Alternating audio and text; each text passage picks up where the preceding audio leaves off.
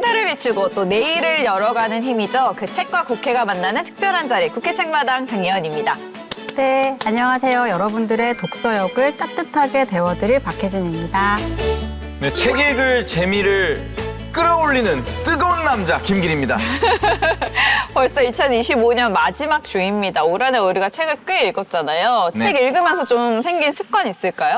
저 같은 경우는 이 펜이 있을 때는 좀 이렇게 밑줄도 긋고 하는데 없을 때는 이렇게 책을 접거든요. 근데 책을 이제 좀 감명 깊게 본 책은 너무 많이 접다 보니까 나중에는 이렇게 아코디언처럼 되더라고요. 혜진 씨는요? 저는 그 습관이 하나 생겼는데 이렇게 방송을 하다 보니까 책을 읽으면서 자꾸 이렇게 소개 멘트를 혼자 속으로 해요. 오, 방송쟁이 다 됐네요. 방송인이 다 됐군요. 아니, 저는 그 좋은 책은 같이 읽자라는 주의여가지고 네. 제가 읽은 책을 이거는 좀 에디터님이 좋아하겠다. 이 책은 좀 기리 씨가 좋아하겠다. 이런 것들이 좀 보이더라고요. 저도 예전에 이런 식으로 해서 저한테 책을 주신 분이 있었는데 그때 네. 제가 30대가 막 됐을 텐데 30대 뭐 그거 별거 아니야 무슨 힘내라 뭐 이런 네. 거 보냈는데 기분이 별로 좋지가 않아요. 아니 나는 괜찮은데. 그래요? 그럼 반성하도록 하겠습니다. 아. 네. 알겠습니다. 조심해서 주세요. 그러니까요. 생각을 잘해야 될 것 같아요. 이렇게 올 한 해 우리가 책을 읽으면서 많은 습관들이 생긴 것 같은데요. 우리끼리도 가까워졌지만 무엇보다 책이랑 시청자분들도 더 가까워진 한 해였기를 기대합니다. 오늘 책 한 권의 주인공은요. 어떤 습관을 가지고 계실지 궁금한데요. 화면으로 먼저 만나보시죠.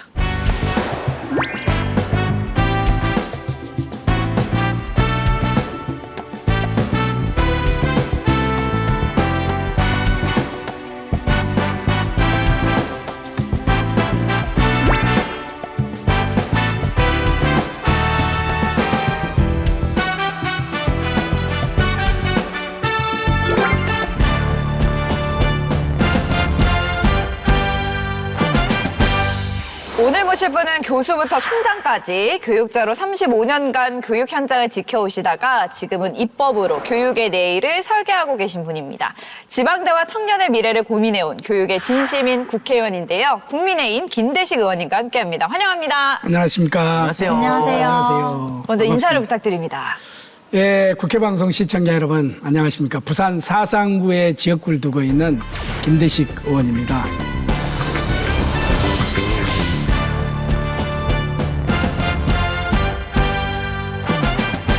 축하 인사부터 드리고 시작을 네. 해야 될 것 같아요. 작년에 이어서 2025 국정감사 우수의원에 선정이 되셨습니다. 축하드립니다. 감사합니다. 야. 네, 교육위원회 초선으로 굉장히 돋보인 성과였다라고 들었는데 소감이 남다르실 것 같아요. 그렇습니까? 저는 뭐 열심히 하다 보니까 이렇게 작년에 이어서 금년에도 가분한 상을 준 것 같은데 국회의원에 출마했을 때도 그랬습니다. 여야와 절대 싸우지 않겠다. 협치하고 통합하고 합하고 섬김의 정치를 하겠다. 국정감사 기간 동안에도 콕콕 찍는 원포인트로 늘 이렇게 대화하는 형태로 국정감사를 했다고 생각을 해요. 저는 더 열심히 하라는 상으로 알고 내년에도 3년 연속 받도록 그렇게 하겠습니다. 네. 정말 말씀을 잘하셔서 그런지 이게 사실 정말 초선이시라고는 정말 믿기지가 않습니다. 네. 거의 뭐 최소 5선 이상 하신 것 같고, 네. 이 정말 이 베테랑 같은 이 여유 어디서 나오는 걸까요? 35년 동안의 교육의 길을 걷다가 지난 17대 대통령직 인수위원을 맡았어요. 네. 그때 제가 문화분과를 맡았습니다. 그래서 이제 다양한 분들을 만나게 됐고, 그리고 나서 이제 정부의 부름을 받고 정부의 요직을 거쳤어요. 대통령 직속의 민주평화통일자문회의 사무처장을 역임했고 국민권익위원회 부위원장 그걸 역임하고 여의도연구원 원장을 제가 맡았어요. 20대 원장을 맡았는데 20대까지 한 번도 국회의원이 아닌 사람이 원장이 된 적이 없어요. 그래서 제가 최초의 여의도연구원 원장이 됐습니다. 저는 뭐 학자의 길을 걸으면서 이 인재를 키우는 양성하는 이것도 국가와 국민을 위한 길이다 이렇게 생각을 해서 계속해서 대학에서 머물고 있었는데 뜻하지 않게 좀 또 이렇게 의정 활동을 한번 해봐라 하는 그런 권유 이런 것이 있어서 이번에 국회에 들어오게 됐습니다. 예. 네, 그 다양한 분야에서 지금 경험을 쌓고 계시고 또 협치도 되게 중요하게 생각하신다고 말씀을 하셨는데 이제 의정 활동에도 그대로 나타나는 것 같아요. 여야가 함께 법안을 발의하는 경우가 많지 않은 걸로 알고 있는데 AI 인재 분야에서 여야가 공동으로 만든 첫 종합 입법이라고 하더라고요. 네, 예. AI 인재 육성 특별법. 이거 어떤 의미이고 또 그 법안에 어떤 내용들이 좀 담겼는지 알려주시면 좋을 것 같아요. 예. 우리가 이제 입법기관에 이제 국회의원이 300명이지 않습니까? 그래서 수많은 이제 법들이 나오게 돼 있어요. 그런데 이제 그 발의만 하고 통과가 되지 않는 경우가 많습니다. 그래서 저는 입법을 할 때 제일 먼저 상대 당에 가서 설득을 합니다. 이러이러한 부분이 상당히 앞으로 미래에 참 좋은 법이다. 이렇게 설득을 하고 발의해서 뭐 통과가 안 되면 의미가 없지 않습니까? 구슬도 세 마리야 깨야 보배라고. 이런 부분이 저는 통합의 정치가 아닌가 이렇게 생각하고 다 그렇잖아요. 우리나 민주당이나 국민의힘이나 뭐 다 당들이 국가와 국민을 위해서 일하는 거 아니겠습니까? 앞으로도 22대 국회에서 가장 이 통합의 가교 역할을 했던 국회의원이 누구냐 이러면은 김대식 의원이다. 이렇게 이야기가 나올 수 있도록 제가 최선을 다해서 노력을 하겠다 이런 말씀을 드립니다. 네, 이렇게 다방면으로 또 열정적으로 일을 해주시기 때문에 수식어 또한 굉장히 많으십니다. 마당발, 개발이, 네네. 만형만재, 부산 시민의 영업사원, 예. 그리고 헌정사상 최초의 호남 출신 부산 의원까지 예. 수식어 부자신데 이 중에서 가장 애착이 가는 거 하나, 그리고 앞으로 좀 더 하나 더 얻고 싶은 수식어가 있다면 말씀해 주시면 감사드리겠습니다. 저는 광복 이후에 80년 동안에는 소위 말해서 IQ가 좋은 사람들이 성공을 했다고 하면은 지금부터 80년은 휴먼 네트워크, EQ의 시대가 나는 도래했다. 이렇게 생각을 하고 항상 누구에게나 따뜻하게 이런 사랑받는 역시 그래도 김대식이다. 이런 사랑받는 반영만재의 그런 것이 제일 마음에 들고요. 네네. 앞으로 어떤 사람으로 남고 싶다 이러면은 이 국회에서 통합의 아이콘이다. 협치의 아이콘이다. 이런 이야기를 좀 들었으면 좋겠습니다. 네, 의원님, 저희 우리 MC님도 네. EQ를 좀 높이기 위해서 많이 노력 중이거든요. 예, 예. 혹시 좀 높이는 방법이 있을까요? 그렇습니다. 지금 이 자체가 저는 EQ를 높이는 방법이라고 생각하는데. 뭐가요? 아니, 이렇게 진행을 하고 이 진행 속에서 인간관계가 형성이 되고 맞아요. 이 방송 진행하면서 굉장히 그 행복감을 안 느끼세요? 당연히 행복하죠. 예. 그렇죠. 개그 맞습니다. 하시면서 또 맞아요. 책을 또 이렇게 만들어내면서 굉장히 행복감을 느끼죠. 이런 그런 이 세 분의 역할이 모든 우리 국민들에게 행복감을 주는 거예요. 우리 행복전도사 김대식 의원님과 함께하고 있는데요. 책도 여러 권 내신 작가이기 때문에 오늘 시간이 더 의미가 있을 것 같은데 오늘 가져오신 책 한 권 네. 어떤 책일까요? 오늘은 네. 김옥균 조선의 심장을 쏟아 이런 이상훈 장편 소설인데 이 책을 가지고 왔어요.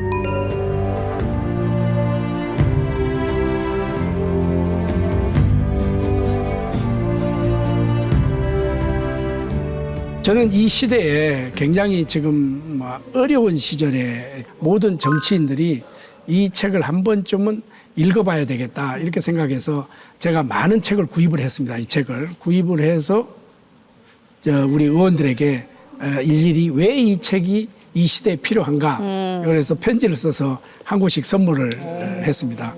이 책에서 좀 주장하고 싶은 것은 아무리 좋은 정책을 펼쳐도 국민이 아니면 아닌 겁니다. 그러면 저는 궤도 수정을 해야 된다고 생각을 합니다. 국민이 아니라고 하는데 이 정책이 옳다고 끝까지 밀고 가면은 국민이 오히려 그 정책을 버릴 수가 있다. 그래서 민심을 얻지 못하면 개혁은 성공하지 못한다라는 것이 이 책을 읽고 나면은 하나의 그 한 줄이 남는 겁니다. 사실 네. 김옥균에 대해서 다룬 책은 참 많았잖아요. 네. 이 책은 다른 책들과 어떻게 좀 다를까요, 에디터님? 네, 이 책은 김옥균의 생애를 처음부터 끝까지 따라가면서 이제 밀도 있게 담아낸 작품입니다. 흥미로운 것은 이 김옥균이 남긴 갑신일록을 단서로 과거로 들어가는 액자식 구성을 취하고 있다는 건데, 이거 이제 역사적인 사실을 기반으로 이제 소설적인 상상력을 결합을 해서 만든 이야기인 거죠. 이제 무엇보다 조선 역사상 가장 급진적인 획기적인 개혁 시도였던 갑신정변의 실체와 이제 그 과정에서 끊임없는 암살 위협에 시달렸지만 그럼에도 불구하고 자신이 믿는 방향을 끝까지 지키려고 했었던 김옥균의 이야기라는 점에서 이 책의 특징을 찾을 수 있는데요. 사실 이 이야기를 보면 김옥균이라는 사람이 영웅이거나 반역자 이 둘 중 하나로 선택되는 인물이 아니라는 것, 굉장히 복잡한 인물이고 그 안에 여러 가지 갈등들이 있었다는 것, 그리고 그때의 조선시대라는 것이 어떤 시스템을 가지고 있었던 것인지, 그게 얼마만큼 절망적이었는지, 그래서 그 절망을 바꾸고자 개혁이라는 변화를 위한 도전을 했었는지, 이런 것들은 총체적으로 바라볼 수 있는 책입니다. 박혜진 에디터께서 참 설명을 아주 잘해 주셨는데 최고입니다. 이 지금 김옥균을 좀 재조명했다는데 이 책은 좀 굉장히 의의가 있습니다. 이게 우리가 질이냐 친일이냐 반일이냐 극일이냐 이러면은 이분은 극일의 기수였다고 저는 볼 수가 있어요. 어떻게 보면 실리적인 개화 세력이었잖아요. 그러면서 그 시대적 상황에서 김옥균이가 그렇게 할 수밖에 없었던 상황을 아주 그 재미있게 적나라하게 전개를 하고 있습니다. 그래서 이 책을 한번 들으면은 끝까지 놓지를 못해요. 흥미진진해서. 네네. 그러니까 말씀하신 것처럼 흥미로워서 책을 덮을 수가 없는데 그 김옥균의 개화를 단순한 호기심이 아니라 이제 현실의 문제로 받아들이기 시작한 시점이 나와요. 아까 말씀하신 것처럼 박지원의 손자인 박규수와 자주 만나면서 이제 조선의 앞날에 대해서 얘기를 하기 시작하는데요. 이때 박규수에게 던진 질문이 좀 흥미롭습니다. 네, 맞습니다. 이 박규수는 조선 최초의 개화파를 이끈 인물인데요. 김옥균의 고민이 그대로 담겨 있는 장면이 있어서 제가 좀 낭독을 해보겠습니다. 선생님, 청이 저렇게 서양 함선 앞에 무너지는 것을 보면서 저는 우리도 서양의 함선과 같은 배를 만들어야 한다고 생각했습니다. 우리 조선이 기술을 천시한 까닭에 이렇게 서양이 뒤처지게 된 것이라 생각합니다. 더 뒤처지면 조선은 살아남기 힘들 것입니다. 이런 넓은 시선이 사실 그냥 생긴 건 아닐 것 같아요. 의원님은 김옥균의 어떤 경험 그리고 환경이 좀 이렇게 만들었을까 생각되시나요? 이 마키아벨리가 이런 이야기를 했죠. 운명을 사로잡을 자격이 있는 사람은 운명에 과감히 도전하는 사람이다. 저는 이제 이 김옥균이가 그런 사람이라고 이렇게 생각을 해요. 이 김옥균은 어떻게 보면 좀 불운했지만은 영웅의 자질을 빠짐없이 이렇게 갖춰 있단 말이죠. 그러니까 모든 역사는 늘 도전하고 진취적이고 뭔가를 이 추구하는 사람이 역사를 이뤄내는 거거든요. 저는 이 김옥균이가 흔들림 없이 이 세상에 자기가 어떤 그 시대적인 배경을 탈피하면서 먼 이런 미래의 조선을 좀 생각을 했지 않았나. 그때 김옥균이 그 일본을 봤던 문물, 이것은 굉장히 이 상황 전개로 봐서 엄청난 쇼크를 받았을 것 같아요. 야, 우리 조선에는 초가죽과 완전 뭐 어떻게 보면은 이제 집신, 고무신을 신고 다녀야 될 그러한 형편 속에서 서양 문물이 우리보다 100년을 앞서서 들어왔잖아요. 그렇기 때문에 김옥균으로 봐서는 상당히 문화 쇼크랄까? 그런 것을 많이 받았다고 저는 생각을 합니다. 이러한 상황을 보고 우리가 있을 수는 없다. 이게 위험이, 개혁이라는 것은 굉장한 저항이 부딪히고 잘못하면 목숨이 왔다 갔다 하는데 그래도 내 목숨을 걸고라도 이 개혁을 한번 시도를 해봐야 되겠다 하는 것을 김옥균은 거기에서 처절하게 느꼈을 거다. 저는 이렇게 생각을 합니다. 책 얘기를 좀 더 깊이 있게 들여다보면 이모군란 이후에 청의 간섭은 심해지고 또 조선 내부 개혁은 완전히 막히고 틈이 안 보이던 이때 청물전쟁으로 청군이 좀 빠져나가게 됩니다. 김옥균은 이 빈틈을 놓치지 않고 혁명의 불씨를 지펴 올리는데요. 기리 씨가 이때 김옥균의 심정을 책에서 아주 선명하게 묘사하고 있는 부분을 직접 읽어주실 거죠? 네, 제가 한번 읽어드리도록 하겠습니다. 청불 전쟁으로 1,500명의 청나라 군사가 안남을 갔다는 소식을 전해들은 옥균은 하늘을 향해 울부짖었다. 천지신명이시여 감사하옵니다. 이것은 하늘이 우리에게 준 기회이다. 이 기회를 놓쳐서는 안 된다. 옥균은 가슴에서 끓어오르는 열정을 잠재울 수 없었다. 야, 체념 직전까지 갔다가 청군이 빠져나간다. 이건 기회다 정도가 아니었을 것 같습니다. 역사에서 이런 순간은 딱 이때뿐이니까요. 네. 의원님 김옥균의 판단 어떻게 보시나요? 저는 이 김옥균의 판단이 그때 당시에 상황 전개로 본다면은 굉장히 좀 고심이 많았었던 것 같아요. 네. 고심이 많았을 것 같은데 자기는 그때 당시에 그 상황이 아까도 말씀드렸지만은 민심을 얻지 못하면은 이거는 성공할 수가 없다. 네. 이때 내가 민심을 얻어야 되겠다 네. 하는 그것이 많이 좀 부여가 됐다고 저는 보고 있죠. 그리고 드디어 우정총국 낙성식 그날이 옵니다. 군사력은 열세였고 시간과 속도도 문제였고 청이 언제든 개입할 수 있는 국제 정세까지 여러 변수가 몰려있던 그날 김옥균이 가장 중요하게 본 지점은 무엇이었을까요? 이것도 역시 마찬가지랍니다. 저는 그렇게 생각합니다. 민심입니다. 민심을 얻지 못하면 개혁은 성공할 수가 네, 없다. 그래서 민심은 명분과 이익이다. 저는 여기서도 민심을 강조했다고 생각을 합니다. 네, 저도 뭐 읽으면서 이 김옥균이라는 사람이 민심이라는 것을 이렇게까지 고민했던 사람이었구나 하는 생각을 좀 했는데 그런 여러 대목들 중에서 일부를 소개해드리겠습니다. 민심을 얻지 못하면 개혁은 성공하지 못합니다. 아무리 명분이 좋아도 결국 백성에게 이익이 돌아가지 않으면 민심은 돌아섭니다. 갑신 개혁의 실패 원인을 몇 번이나 되씹어 보았다. 가장 큰 원인은 일본의 배신이었지만 그보다 더 큰 원인은 민심을 얻지 못한 것이다. 이제 흔히 사람들에게 알려지기로는 이제 김옥균을 비롯해서 조선의 근대화를 주장을 하면서 변화를 일으키고자 했던 사람들은 사대부 자제들, 그러니까 양반 계층이었잖아요. 그리고 그 양반 계층들이 조선의 근대화를 위해서 구질서를 이제 뒤집어 엎기 위해서 이제 쿠데타라고 할 수 있는 일들을 한 건데 그랬기 때문에 민심에 대해서는 별로 생각하지 않았을 거라고 생각을 하게 되는데 오히려 그 반대로 그럼에도 불구하고 굉장히 민심이라는 존재에 대해서 고민을 했었고 그러나 결국에는 그것이 또 모종의 실패로 돌아갔기 때문에 더 비극성을 가지고 있다 이런 부분들을 많이 생각을 하게 되는 구절이었어요. 네. 그렇습니다. 그 당시에 그러한 고민들이 저는 김옥균에 있어서 굉장히 많이 고민이 됐을 것이다.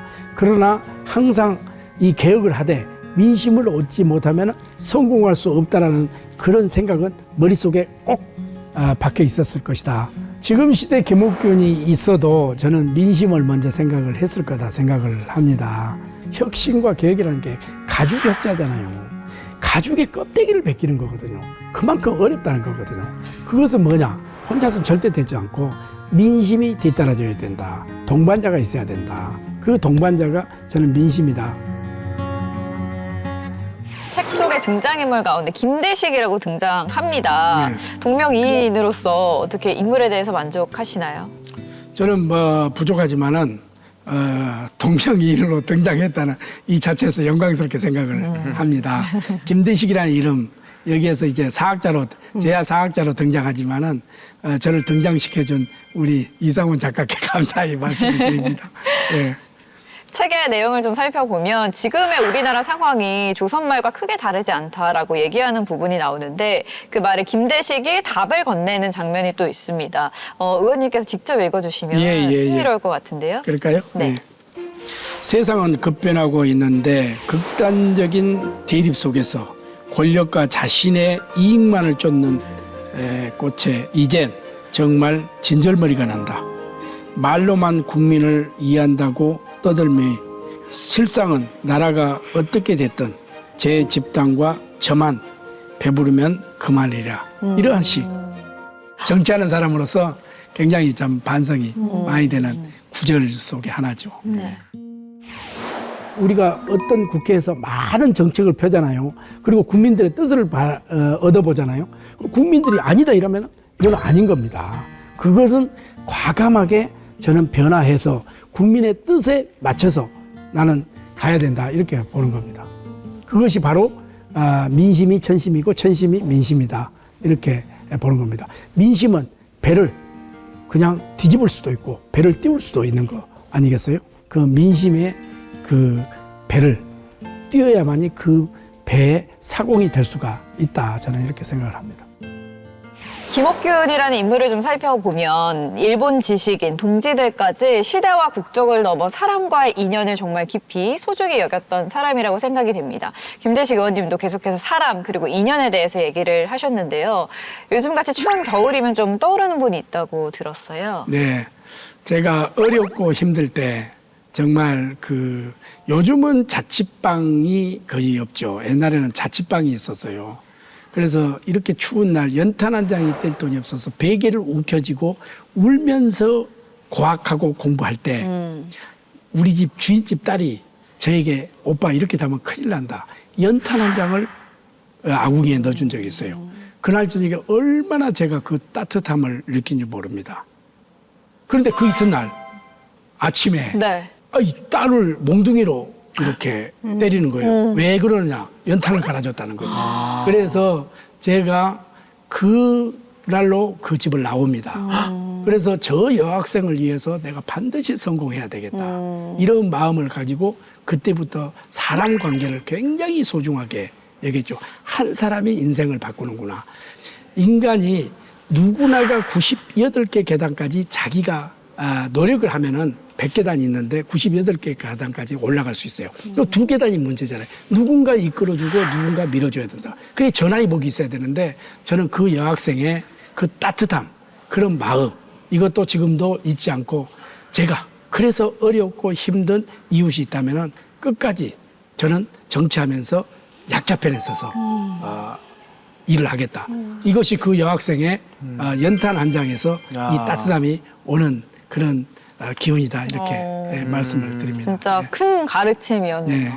저도 이번에 이 김옥균 조선의 심장을 쏟아를 읽으면서 역사 소설의 의미와 역할에 대해서 좀 다시 곱씹어 봤어요. 보통은 이제 역사를 소설로 배우면 잘못 배우게 된다 이런 생각을 하기도 하고 역사를 사건으로만 배우는 것보다 이렇게 드라마로 배우는 것이 훨씬 더 그 실체를 정확하게 보는 거다 이런 관점들도 있는데 우리가 역사를 볼 때 지정학이라는 게 굉장히 중요하잖아요. 중요하죠. 왜냐하면 지정학 땅이라는 것은 시간이 지나도 바뀌지 않는 것이기 때문에 그때 그 문제는 사실 100년, 200년이 지나도 여전히 지금의 문제일 수도 있거든요. 그래서 지금도 뭐 러시아와 일본과 그리고 중국 사이에서 한국이 어떤 이제 판단을 해야 하는가는 그때 김옥균의 판단과 얼마나 더 다른 판단을 할 수 있을까.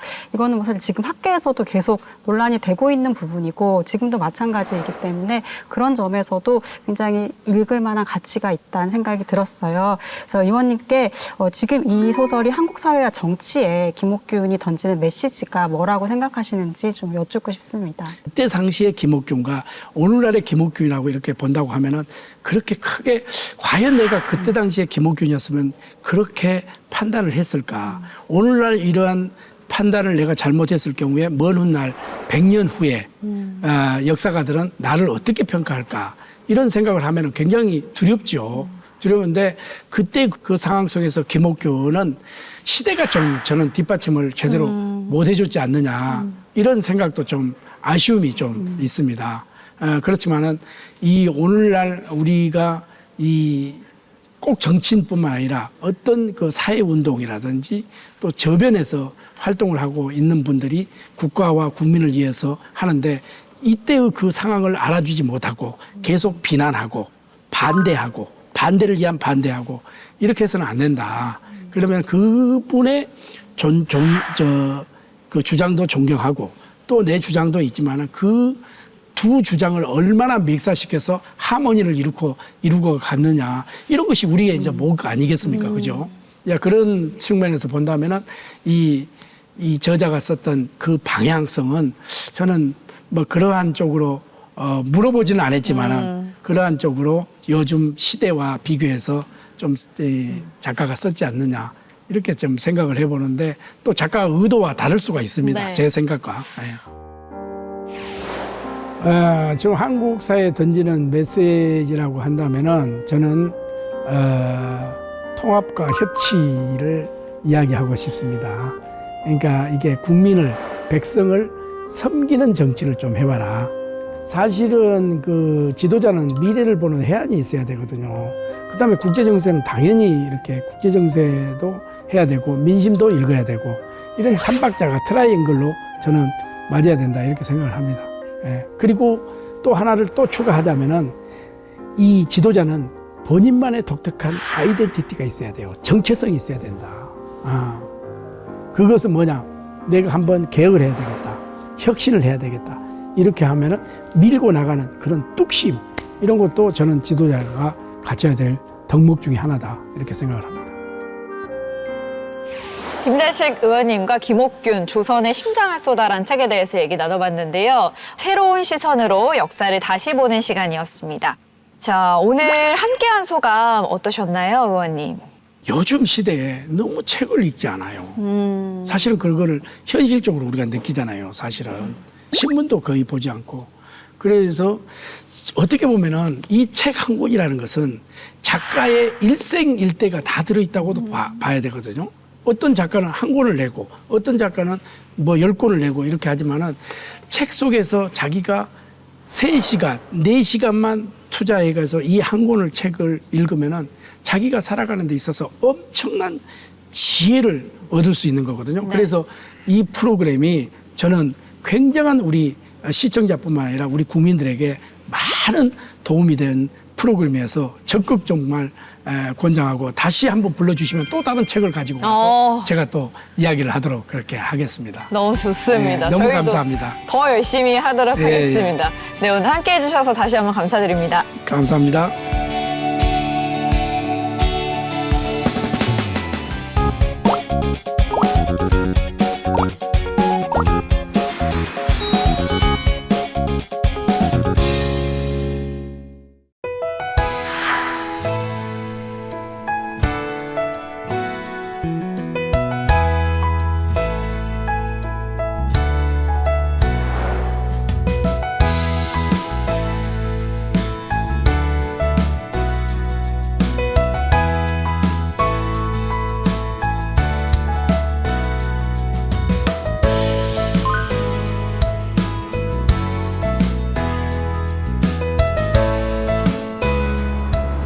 안녕하세요. 동네 책방 가이드 윤수빈입니다. 오늘 동네 책방은 독립문 앞으로 와봤는데요. 이곳은 서울의 근대사를 압축해 놓은 곳이라고 할 수 있죠.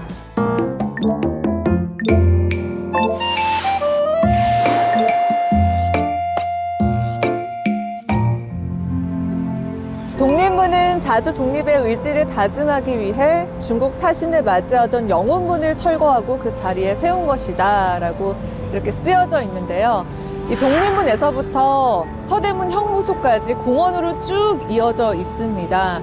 그래서 그런지 엄숙한 분위기까지 좀 느껴지는 것 같은데요. 저는 어렸을 때 학교에서 현장 학습으로 이곳에 몇 번 왔었는데 오랜만에 오니까 또 감회가 새로운 것 같습니다.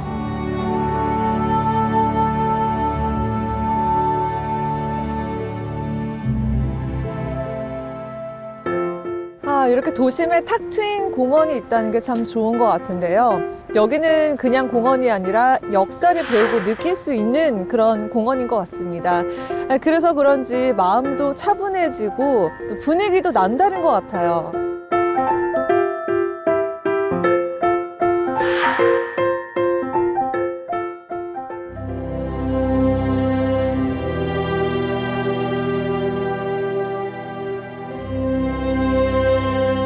이곳 서대문 형무소는 일본 제국주의가 지은 우리나라의 대표적인 근대식 감옥인데요.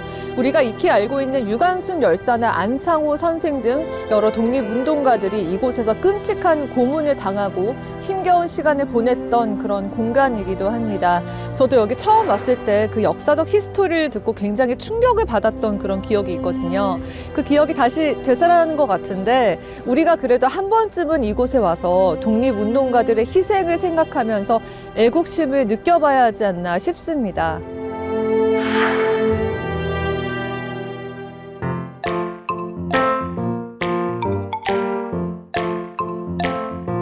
역사의 흔적이 곳곳에 남아있는 독립문 주변을 살펴보고 있는데요.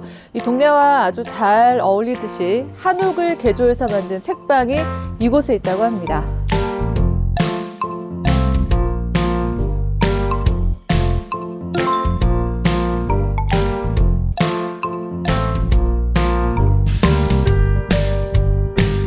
저기 뭐가 붙어 있는 것 같은데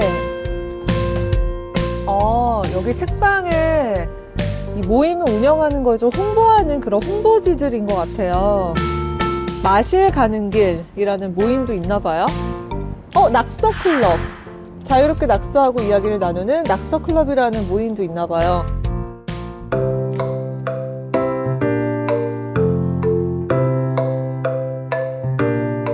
와,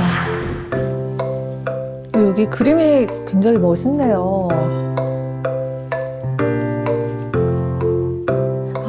보니까 서울 곳곳의 풍경들을 좀 담은 그런 그림들인 것 같아요.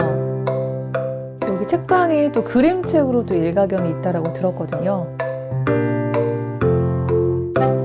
대표님, 안녕하세요. 안녕하세요. 반갑습니다. 네. 여기 보니까 그림이 굉장히 멋있더라고요. 대표님이 직접 그리신 건가요? 저는 아니고요. 저희 남편이 이렇게 쓰고 그린 책이고 그린 그림들이에요. 여기가 서울의 전경을 다 곳곳에 담은 그런 그림들인 것 같은데 용산이나 서울 곳곳을 그린 그림들이에요. 여기 또 멋있는 게 하나 또 있어요. 들어오니까 간판에 서울의 시간을 그리다라고 쓰여져 있더라고요. 저는 좀 시적인 표현인 것 같아서 좀 멋있다라고 느꼈는데 어떻게 이렇게 이쁘게 이름을 또 지으셨나요? 남편이 이제 그림을 그리는 사람이니까 서울의 시간을 실제로 그린다는 의미도 있고 또 약간 옛날 것들을 그리워한다는 의미도 있는 그런 책 제목이었고요. 그 책 제목이 여기 골목 분위기하고도 잘 어울려서 책방 이름으로 쓰게 됐습니다. 대표님께서 좀 특별하게 아끼는 공간이 있으세요? 여기 구조가 굉장히 멋있더라고요. 마당으로 나가는 길에서 이제 마당에 앉을 수도 있고요. 이렇게 돌아가시면은 다락이 있어서 다락 위아래에서도 책을 읽거나 차를 드실 수 있거든요. 그러면 한번 같이 가보실까요? 네.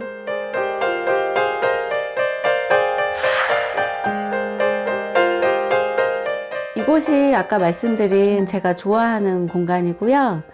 이제 여기가 원래 부엌이었는데 저희 부엌 위에 그리고 광 자리였거든요. 저희가 그 형태대로 유지를 하면서 다락으로 만들었어요. 이 아래쪽에는 약간 벽면을 볼 수 있는 자리를 마련해놔서 저기서 책 읽으면 집중이 굉장히 잘 되거든요. 그리고 이제 조금 눈 돌리면 바깥도 볼 수 있어서 좋고요. 신발 벗고 올라갈 수 있는 요 다락 공간도 파묻혀서 아지트처럼 숨어서 뭔가를 하기 좋은 자리라서 또 많은 분들이 좋아하시더라고요. 점심시간에 이제 주변 직장인 분들이 가끔 오셔가지고 이렇게 누웠다 가시기도 하세요. 아, 그래요? 네. 와, 뭔가 좀 직장인분들이 여기 와서 좀 쉬어갈 수 있는 그런 공간이 되어주는 것 같기도 한데 너무 예쁘고 아늑하네요.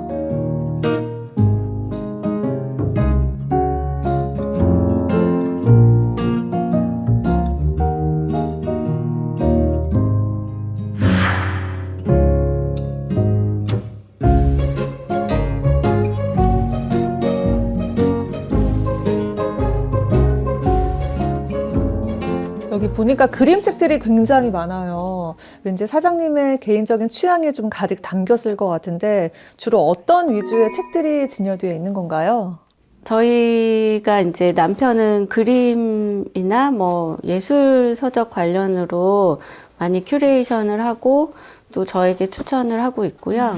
그래서 다른 곳에서 보기 힘든 그래픽 노블 같은 것도 이제 구비를 하고 판매를 하고 있고, 저는 이제 에세이나 그런 사회과학이나 철학책 이런 쪽 위주로 제가 보고 싶었던 책들 위주로 이제 셀렉트 해가지고 판매를 하고 있습니다. 두 분이 약간 취향이 좀 다르시네요. 다른 듯 하면서도 겹치는 부분도 있고 한데, 그렇다면 이곳 서울의 시간을 그리다 이 책방에 가장 인기가 많은 베스트셀러가 있다면 어떤 게 있나요? 아무래도 저희 남편이 쓰고 그린 책이 가장 많이들 찾으시고 또 구입하신 책이고요. 이번에 출간한 책이 서울의 시간을 그리다 두 번째 이야기고요. 여기 네. 뒤쪽 편에 가보시면은 요 한 코너가 이제 남편의 책들로 모은 건데요. 이게 두 번째 이야기라고 써져 있네요. 네, 여기에는 용산이랑 뭐 신용산, 한강 이런 이야기들이 담겨 있어요. 야, 서울의 어떤 역사와 풍경들이 곳곳에 이렇게 그림으로도 그려져 있고 텍스트로도 이렇게 써져 있는데, 와, 이거는 보는 분들이 굉장히 서울 곳곳을 추억하기 좀 좋은 그런 책일 것 같아요. 잘 모르는 역사적인 이야기들도 있고 네. 첫 책을 쓰고 나서 두 번째 책까지 한 15년 정도 걸렸거든요. 그래요? 네, 그 사이에 뭐 모은 정보라든가 그림들이 굉장히 많아서 바뀐 곳은 이제 다시 가서 또 확인해서 뭐 없어졌다 이런 식으로 표시도 해놓고 그래서 정성이 많이 들어간 책입니다. 이게 15년 전 책인 거죠? 네네. 15년 책과 15년 뒤의 책, 서울의 모습이 또 한층 업그레이드 됐을 것 같은데, 이야, 멋있습니다. 헉, 그림도 훨씬 더 이렇게 뭔가 다채로워졌어요.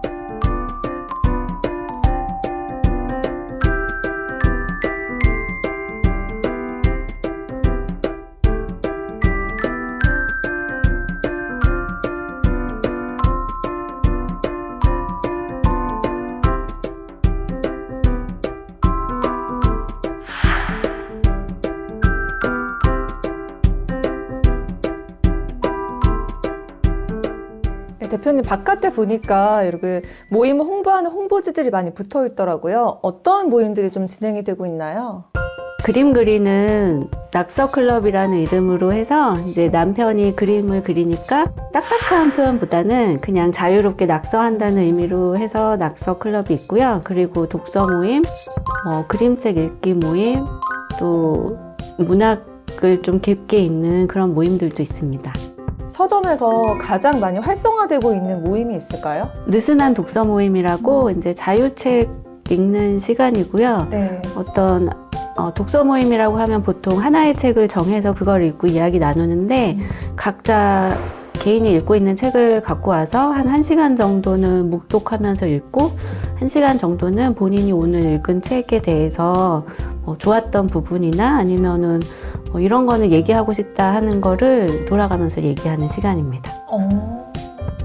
저는 낙서 모임이 굉장히 눈길을 끌었거든요. 네. 좀 특이하다고 생각을 했어요. 수시로 어디서 기다리거나 뭐 사람을 기다린다거나 뭔가 비어있는 시간에도 낙서를 꾸준히 해서 자유롭게 낙서하면서 얘기하자 해가지고 만든 시간이고요. 그림을 가르치거나 뭐 배우는 시간은 아니고 각자 할 것을 들고 와서 각자의 형태로 낙서하고 나중에 이제 모아놓고 어떤 거를 그렸나 서로 얘기도 나누는 시간입니다. 대표님께서 생각하시는 이곳에 방문하시는 분들에게 좀 전하고 싶은 메시지가 있으세요? 아무래도 책을 읽으면서 많이 생각을 할 수 있는 시간을 만들 수 있는 것 같아서 이곳에 방문하시는 분들도 뭐 여기서 인생책을 만나면은 정말 좋으실 것 같고요. 그게 어렵다면 1시간, 2시간이라도 이렇게 조용히 사색하면서 나와의 대화를 하는 시간을 만드셨으면 좋겠다 이런 메시지를 전하고 싶네요. 오늘 서울의 시간을 그리다라는 책방을 대표님과 함께 또 둘러보면서 인터뷰를 나눠봤는데요. 이곳은 또 책방의 역할도 하고 있지만 이 공간이 주는 이 고즈넉함이 굉장히 멋스럽다라고 느꼈고요. 직장인 분들이나 그리고 서울에서 굉장히 바삐 살아가고 있는 우리 모두에게 좀 쉬어갈 수 있는 그런 쉼의 공간이 되어주는 그런 책방이 아닐까 싶습니다.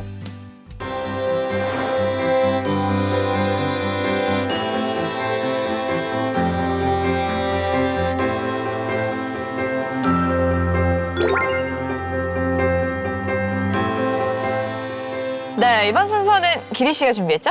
네, 과거 베스트셀러 차트를 다시 펼쳐보는 책으로 하는 시간 여행. 길이길이 기억되고 길이길이 잊히지 않는 그때 그 책 시간입니다. 자, 두 분 연말에 주로 뭐 하면서 보내시나요? 저는 연말에 그 출판사에서는 시상식이 많아요. 올 한 해 동안 뭐 제일 잘 쓴 소설이 뭐냐, 시가 뭐냐, 뭐 이런 그 시상식이 많아서 그런 시상식들에 많이 다녀요.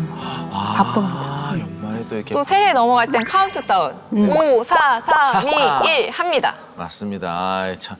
이 연예대상도 사실은 빼놓을 수가 없죠. 자, 그럼 퀴즈입니다. 연예대상을 영어로 하면 뭘까요? 와. 엔터테인먼트 프라이즈. 하하, 감격했습니다. 하지만 제가 원하는 답은 이거였습니다. 스타 워즈. 오. 왜요? 너무 말도 안 돼가지고 웃음밖에 안 나네요. 아, 별들의 전쟁이죠. 네. 연말 지상에서는 카운트다운과 상을 둘러싼 스타워즈가 벌어지지만 1999년 이맘때 우주에서는 진짜 스타워즈가 펼쳐졌습니다. 네. 뭐 혜성이 충돌이라도 했나요? 네? 더 던져주세요. 네. 힌트 드리겠습니다. 네. 최근에 이슈가 있었습니다. 뭐가 있었을까요? 아니 뭐 이거는 너무 잘 알죠. 네. 전 실시간으로 이제 또 TV로 봤는데 네. 누리호. 아, 맞습니다. 그리고 아리랑 7호의 발사 소식도 들렸죠. 그래서 오늘은 국내 최초의 실용 위성인 아리랑 1호가 발사돼 우주로 올라갔던 1999년 12월로 떠나봅니다. 아리랑 1호면 우리 기술로 제작한 첫 실용 위성 맞죠? 맞습니다. 아리랑 1호는요, 다목적 관측 위성답게 약 700km 상공을 돌며 한반도와 그 주변의 지형, 해양, 환경을 관측하는 임무를 했습니다. 자, 우리 박혜진 에디터님, 아리랑 1호 하면 뭐 기억나는 거 있으신가요?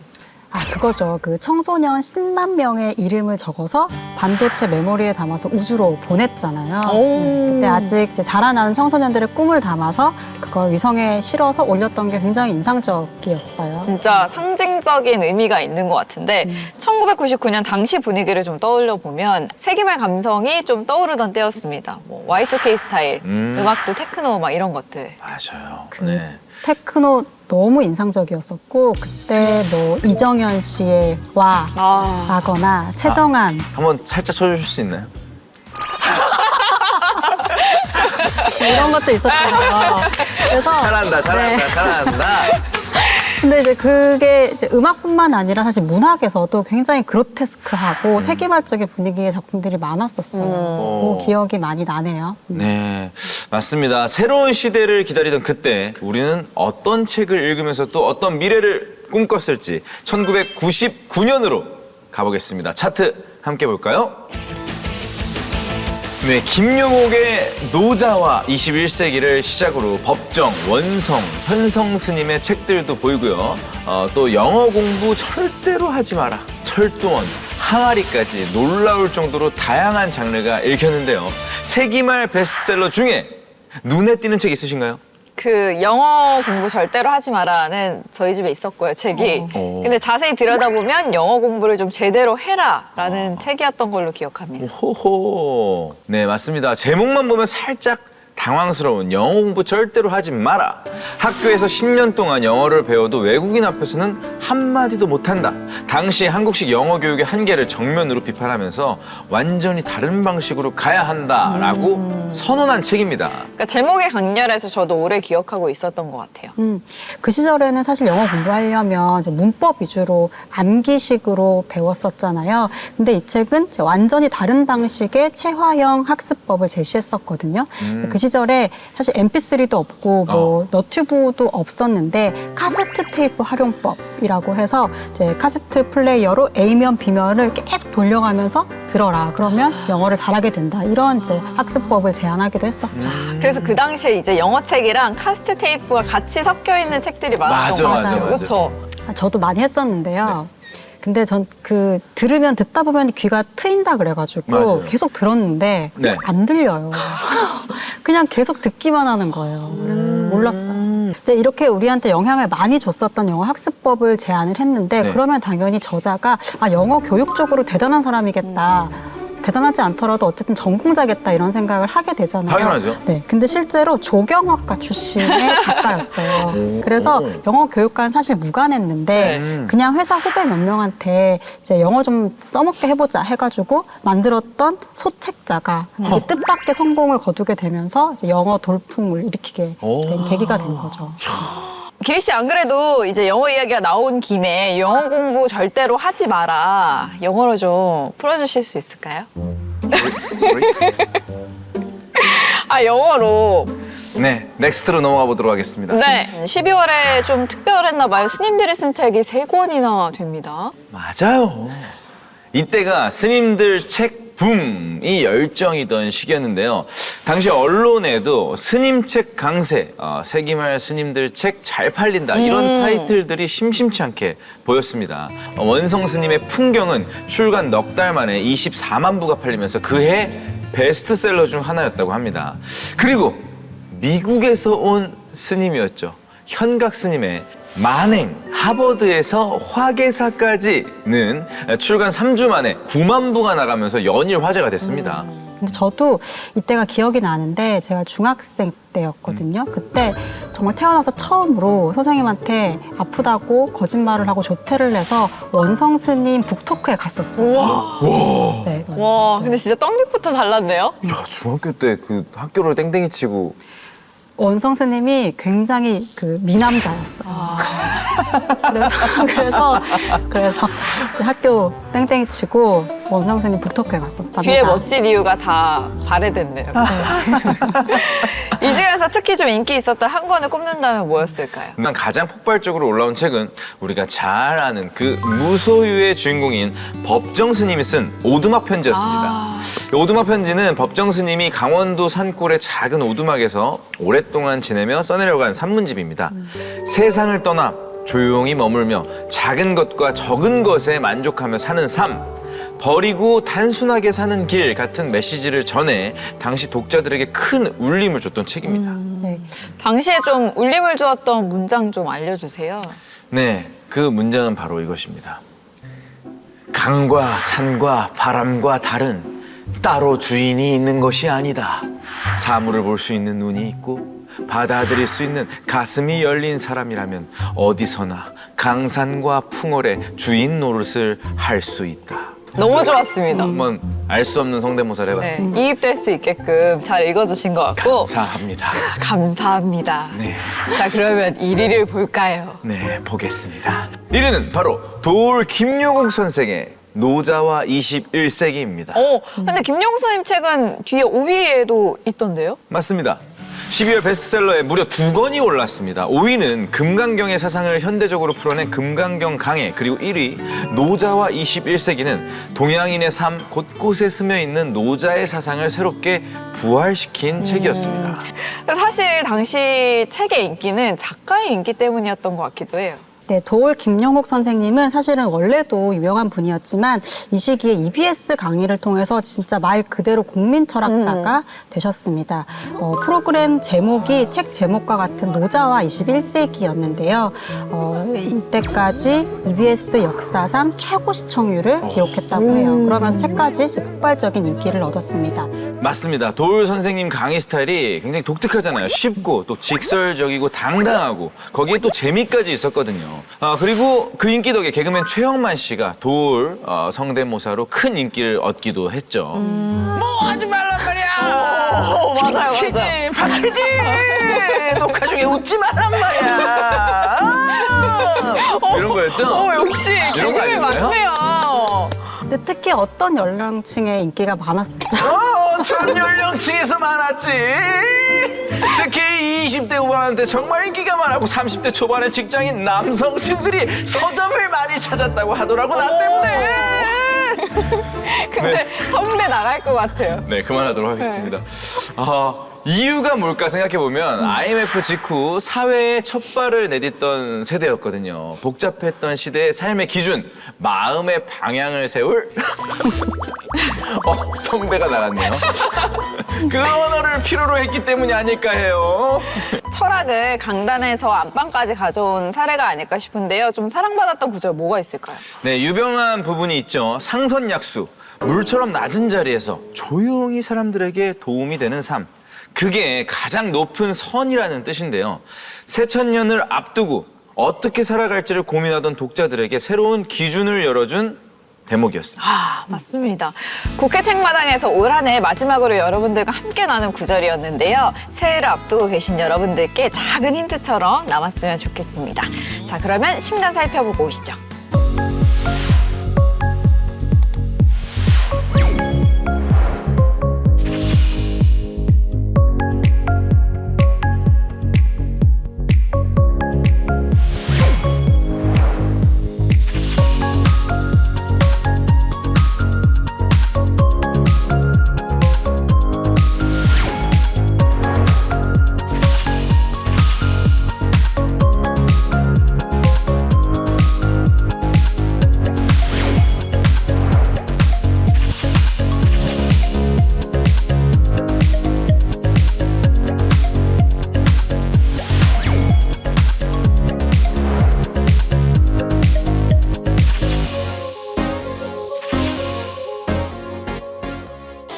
다음 주에는 새해 첫 책 이야기로 돌아오겠습니다.